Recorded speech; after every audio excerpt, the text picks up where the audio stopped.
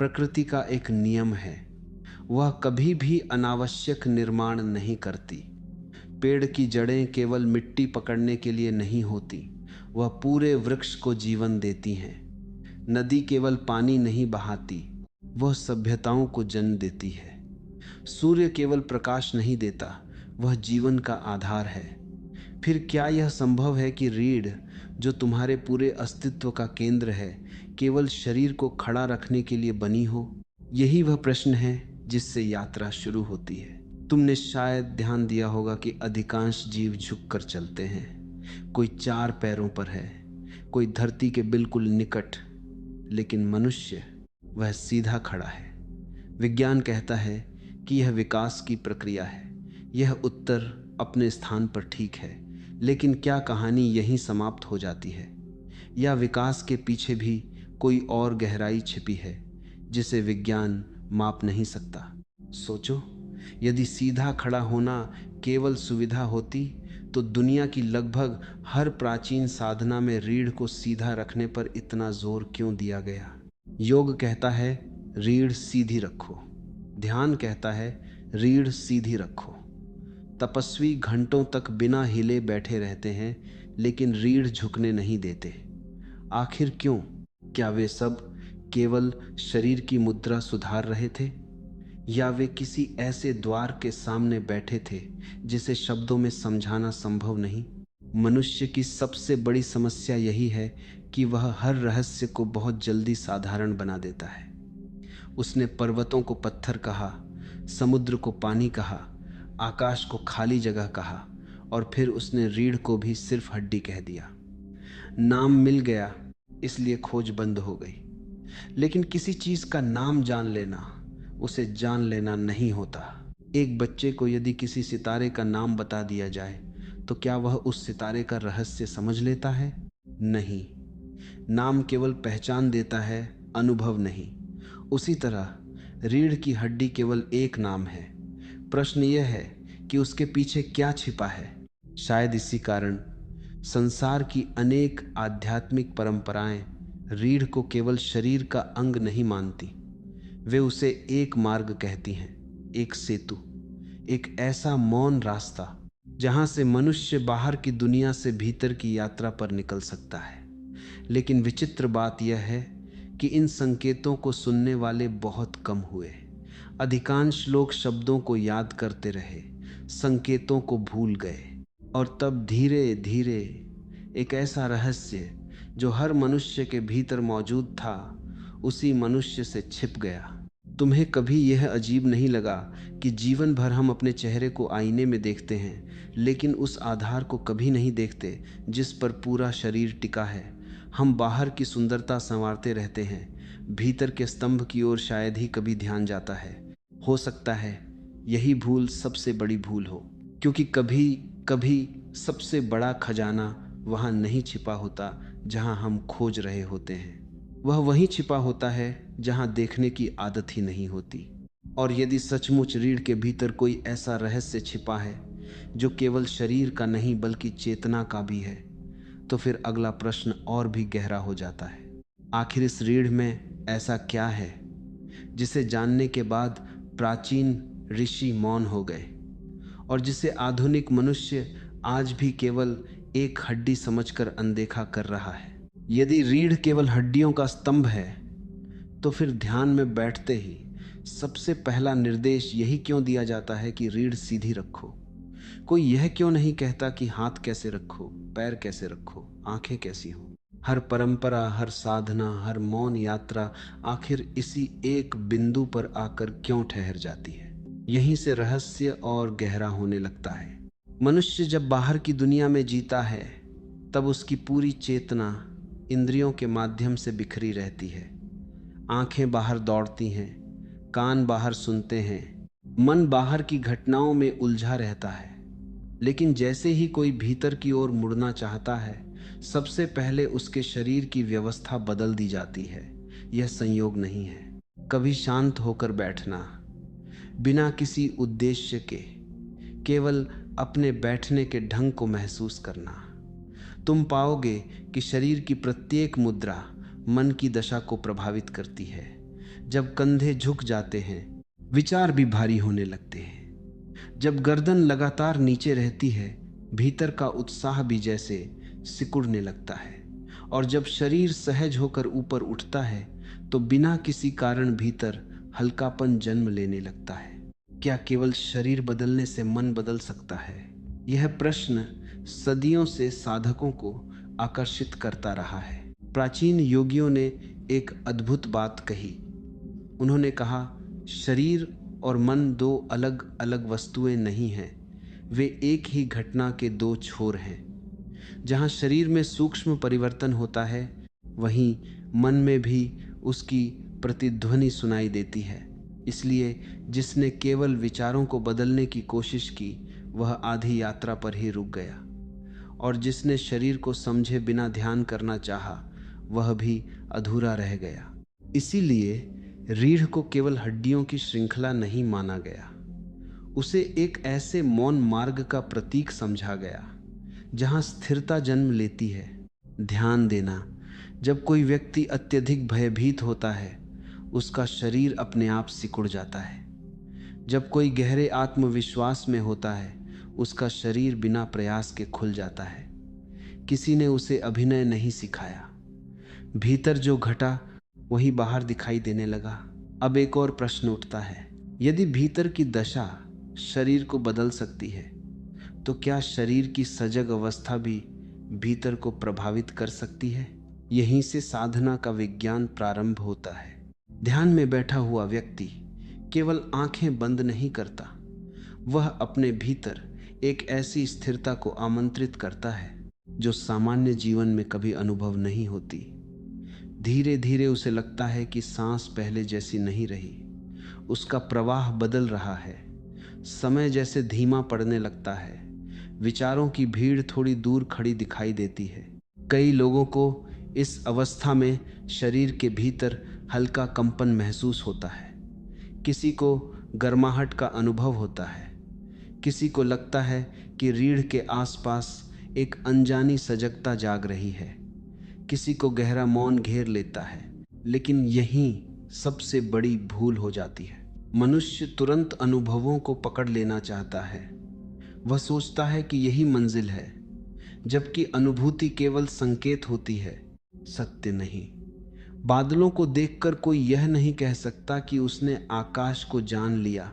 उसी प्रकार शरीर में होने वाली संवेदनाएं केवल दस्तक हैं, द्वार नहीं। यात्रा अभी बहुत लंबी है। जो लोग केवल अनुभवों के पीछे भागते हैं, वे अक्सर अपने ही मन के जाल में फंस जाते हैं। कल्पना भी कई बार वही दृश्य बना देती है जिन्हें हम आध्यात्मिक अनुभव समझ बैठते हैं। इसलिए प्राचीन गुरु बार बार कहते थे, अनुभव से भी मत चिपको, केवल साक्षी बने रहो। यही साक्षी भाव धीरे धीरे उस मौन को जन्म देता है जिसमें रीढ़ का अर्थ बदलने लगता है। तब वह शरीर का सहारा भर नहीं रहती, वह एक स्मरण बन जाती है कि मनुष्य का वास्तविक आधार बाहर नहीं, भीतर है। लेकिन यहाँ एक और रहस्य सामने आता है। यदि प्रत्येक मनुष्य के भीतर यह संभावना मौजूद है, यदि हर किसी के पास वही रीढ़ है, यदि प्रकृति ने किसी के साथ भेदभाव नहीं किया, तो फिर ऐसा क्यों है कि बहुत कम लोग अपने भीतर इस मौन शक्ति को पहचान पाते हैं? क्या कारण है कि अधिकांश लोग पूरी उम्र इस अदृश्य द्वार के पास से गुजर जाते हैं, लेकिन कभी उसके भीतर प्रवेश ही नहीं कर पाते? यदि हर मनुष्य के भीतर वही संभावना छिपी है, तो फिर ऐसा क्यों है कि कुछ लोग जीवन भर भीतर की शांति का एक क्षण भी नहीं छू पाते, जबकि कुछ साधक बिना किसी बाहरी उपलब्धि के भी एक अनोखी स्थिरता में जीते दिखाई देते हैं? क्या अंतर केवल ज्ञान का है या जीवन जीने के ढंग का? यहीं पर एक ऐसी बात सामने आती है जिसे समझे बिना रीढ़ का रहस्य कभी नहीं खुल सकता। मनुष्य केवल शरीर से नहीं झुकता, उसका शरीर तो बाद में झुकता है, पहले उसकी चेतना झुकती है। जिस दिन वह अपने सत्य के विरुद्ध पहला समझौता करता है, उसी दिन भीतर कुछ बदलने लगता है। कोई इसे देख नहीं पाता, क्योंकि यह परिवर्तन हड्डियों में नहीं, व्यक्तित्व में होता है। धीरे धीरे वह दूसरों की स्वीकृति पर निर्भर होने लगता है। वह वैसा बनने लगता है जैसा संसार चाहता है, न कि जैसा उसका स्वभाव है। यही आंतरिक झुकाव सबसे गहरा बोझ बन जाता है। सोचो, एक बच्चा कितना सहज होता है। वह हंसता है तो पूरी तरह हंसता है, रोता है तो पूरी तरह रोता है। उसके भीतर कोई विभाजन नहीं होता।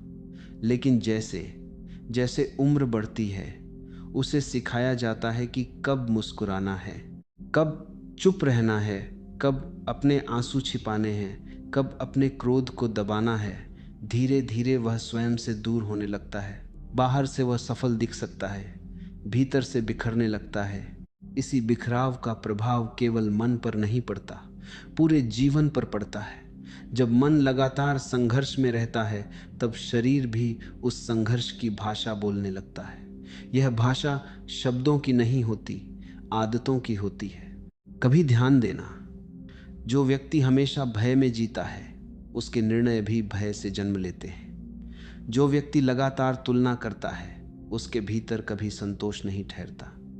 जो व्यक्ति हर समय दूसरों को प्रभावित करना चाहता है, वह स्वयं से मिलने का समय ही खो देता है। यही कारण है कि साधना केवल आंखें बंद करने का नाम नहीं है। यदि भीतर असत्य भरा हो और ऊपर से ध्यान का आवरण डाल दिया जाए, तो वह मौन नहीं बनता, केवल अभिनय बन जाता है। यहीं बहुत से लोग भ्रमित हो जाते हैं।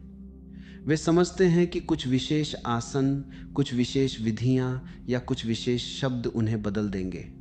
लेकिन विधियां केवल द्वार तक ला सकती हैं। भीतर प्रवेश तो तभी होगा जब जीवन स्वयं हल्का होने लगे। जिस व्यक्ति के भीतर अनगिनत अधूरे भय, दबे हुए क्रोध, छिपी हुई इच्छाएं और अनकहे दुख जमा हैं, वह चाहे कितनी भी देर स्थिर बैठ जाए, उसका मन उसी पुराने शोर को दोहराता रहेगा। इसलिए प्राचीन साधकों ने पहले जीवन को देखा, फिर ध्यान को, पहले जागरूकता को महत्व दिया, फिर तकनीकों को। क्योंकि जो व्यक्ति दिन भर अचेतन जीता है, वह केवल आधे घंटे बैठकर सचेत नहीं हो सकता। रीढ़ का रहस्य केवल बैठने की मुद्रा में नहीं, जीने की मुद्रा में भी छिपा है। जिसका जीवन भीतर से सीधा है, उसे बार बार स्वयं को सिद्ध करने की आवश्यकता नहीं पड़ती। वह दूसरों की प्रशंसा से बहुत ऊपर नहीं उड़ता और आलोचना से बहुत नीचे नहीं गिरता। उसके भीतर एक ऐसा केंद्र बनने लगता है जिसे परिस्थितियां हिला नहीं पाती। यही वास्तविक शक्ति है। शक्ति का अर्थ किसी पर प्रभाव जमाना नहीं। शक्ति का अर्थ है अपने ही भय से मुक्त होना, अपने ही भ्रमों को पहचान लेना, अपने ही भीतर उस स्थान को खोज लेना जहां कोई संघर्ष नहीं पहुंचता। लेकिन आधुनिक जीवन ठीक इसके विपरीत दिशा में चलता है। हर दिन नई दौड़, नई तुलना, नई चिंता, नई पहचान की तलाश। मनुष्य जितना बाहर भाग रहा है, उतना ही अपने केंद्र से दूर होता जा रहा है। वह बहुत कुछ प्राप्त कर रहा है, लेकिन स्वयं को खोता जा रहा है। और शायद इसी कारण उसे बार बार खालीपन महसूस होता है, जबकि उसके पास सब कुछ होता है। अब प्रश्न पहले से भी अधिक गहरा हो गया है। यदि जीवन का यह बिखराव ही मनुष्य को उसके वास्तविक केंद्र से दूर ले जाता है, तो फिर क्या कोई ऐसा मार्ग है जहां बिना भागे, बिना संघर्ष किए भीतर की वह स्थिरता फिर से जाग सके, जिसे कभी खोया ही नहीं गया था? यदि वह स्थिरता कभी खोई ही नहीं गई, तो फिर उसे खोजने की आवश्यकता क्यों पड़ती है? क्या सचमुच हम उससे दूर हो गए हैं, या केवल हमारा ध्यान उससे हट गया है? और यदि ध्यान ही समस्या है, तो क्या केवल उसे सही दिशा में मोड़ देने से पूरा जीवन बदल सकता है? यहीं से साधना का सबसे सूक्ष्म अध्याय आरंभ होता है। मनुष्य अक्सर सोचता है कि परिवर्तन किसी बड़ी घटना से आएगा, कोई चमत्कार होगा, कोई दिव्य अनुभव होगा, कोई अदृश्य शक्ति उसे छू लेगी। लेकिन अस्तित्व का स्वभाव बिल्कुल अलग है। वह शोर से नहीं, मौन से काम करता है। सबसे गहरे परिवर्तन बिना घोषणा के घटते हैं। एक बीज जब वृक्ष बनता है, तब कोई आवाज नहीं होती। भोर जब रात को हटाती है, तब कोई संघर्ष नहीं होता। उसी तरह भीतर की जागृति भी धीरे धीरे जन्म लेती है। पहले तुम्हें लगता है कि कुछ नहीं बदल रहा, फिर एक दिन अचानक अनुभव होता है कि जो बातें पहले तुम्हें हिला देती थीं वे अब वैसी शक्ति नहीं रखती। यही पहला संकेत है। तुम संसार को बदलते नहीं, तुम्हारी देखने की दृष्टि बदलने लगती है। पहले तुम हर घटना पर तुरंत प्रतिक्रिया देते थे, अब प्रतिक्रिया और तुम्हारे बीच एक छोटा सा अंतराल बनने लगता है। वही अंतराल अमूल्य है, उसी में स्वतंत्रता का जन्म होता है। कोई तुम्हारा अपमान करता है, पहले क्रोध तुरंत उठता था, अब क्रोध उठता तो है लेकिन तुम उसे आते हुए देख लेते हो। कोई भय सामने आता है, पहले वह तुम्हें बहा ले जाता था, अब तुम उसे पहचान लेते हो। पहली बार तुम्हें पता चलता है कि तुम अपने विचार नहीं हो, तुम अपने भाव भी नहीं हो। यह पहचान ही भीतर की दिशा बदल देती है। धीरे धीरे जीवन की गति वही रहती है, लेकिन उसका भार कम होने लगता है।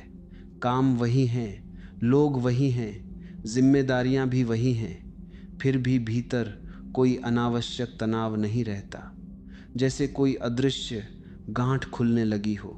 यही वह क्षण है जहां बहुत से लोग गलती कर बैठते हैं।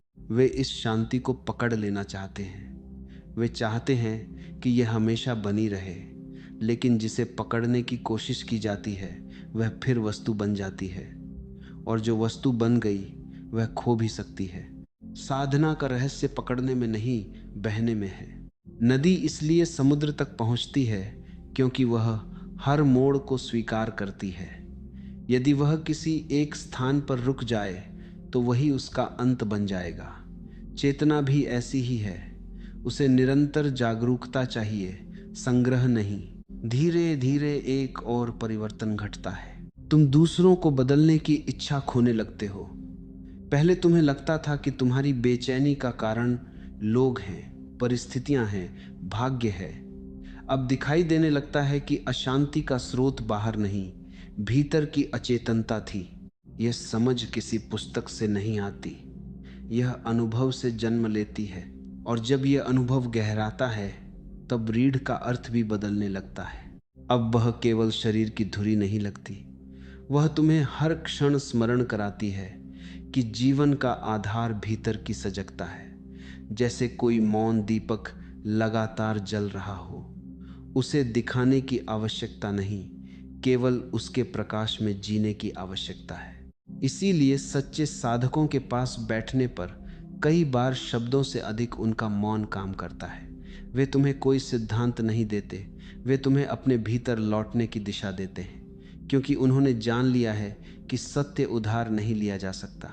लेकिन अभी भी एक अंतिम पर्दा बाकी है, क्योंकि सजगता का अनुभव होना और उसके साथ पूर्णतः एक हो जाना, ये दोनों अलग बातें हैं। बहुत लोग द्वार तक पहुंचते हैं, बहुत कम लोग भीतर प्रवेश करते हैं, और तब अंतिम प्रश्न जन्म लेता है। जब देखने वाला ही पूरी तरह शांत हो जाए, जब भीतर कोई संघर्ष, कोई दावा, कोई पहचान शेष न रहे, तब वास्तव में रीढ़ का वह रहस्य क्या प्रकट करता है जिसे शब्द कभी पूरा व्यक्त नहीं कर पाए। जब देखने वाला ही शांत हो जाए, जब भीतर कोई दावा न बचे, कोई भय न बचे, कोई बनने की दौड़ न बचे, तब क्या रह जाता है? क्या वही अंतिम रहस्य है जिसके कारण प्राचीन मनीषियों ने रीढ़ को केवल शरीर का आधार नहीं बल्कि जागरण का प्रतीक माना?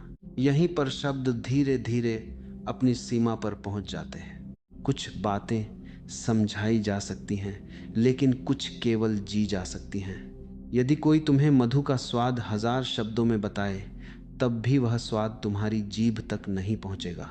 उसी प्रकार चेतना का सबसे गहरा अनुभव किसी विचार का विषय नहीं, बल्कि प्रत्यक्ष अनुभव का विषय है। जब भीतर का शोर शांत होने लगता है, तब पहली बार मनुष्य स्वयं को बिना किसी परिचय के महसूस करता है।